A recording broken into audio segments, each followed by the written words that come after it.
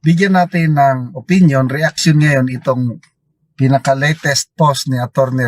Rowena Guanzon. Real quick.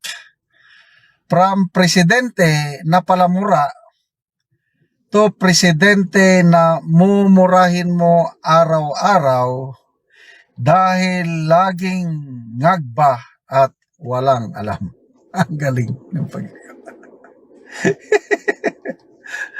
napatawa tuloy ako. Tingnan ko, people who reacted. Nakakamiss po yung pagmumura ng ating minamahal na Tatay Digong.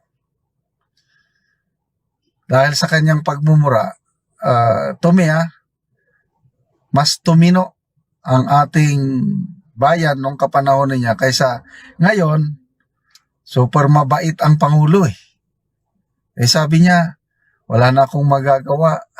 Ito na talagang karakter ko, hindi ko na ito mababago. Sabi naman ni Auntie Claire, matapang naman ang Pangulo, hindi nyo na nakikita dahil hindi siya nagmumura, kailang matapang din daw ang Pangulo.